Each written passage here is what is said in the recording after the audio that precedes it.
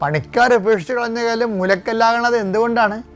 അത് not by merit but by ഗ്രേസാണ്. അതാണ് ഇത് കർത്താവിൻ്റെ പ്രവൃത്തി. ഇതിൻ്റെ ദൈവപൈതലെ, എവിടെയെങ്കിലും നിനക്കൊരു തട്ടുകേടുണ്ടായാൽ അതിൻ്റെ അർത്ഥം ഇനി നീ മനുഷ്യരിലോ പൊന്നിലോ പാട്ടിലോ പണമ്പിലോ പറമ്പിലോ ഒന്നും ആശ്രയിക്കേണ്ട, കർത്താവിൽ തന്നെ ആശ്രയിക്കണം.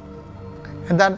നിൻ്റെ ഫോർമാറ്റ് ടോട്ടൽ ചേഞ്ച് ചെയ്ത് നീ ദൈവത്തിനെ അറിയാനും ദൈവത്തിനെ കൊണ്ട് ജീവിതം പുനഃക്രമീകരിക്കാൻ വേണ്ടിയാണ് ഈ തട്ടുകേടൊക്കെ ഉണ്ടാകുന്നത്. അല്ല നീ ഇപ്പോൾ ഞാൻ ഇത്രയും കഴിവുകൊണ്ടായിരുന്നു, ഞാൻ ഇത്രയും പഠിച്ചു, ഞാൻ ഇത്രയും എന്നേക്കാൾ കഴിവ് കുറഞ്ഞവർ കയറിപ്പോയി, ഇങ്ങനെ കുറേ ഇങ്ങനെ ഈ കഴുത പാട്ട് പാടുന്ന പോലെ പാട്ട് നടക്കേണ്ട ഒരു കാര്യമില്ല.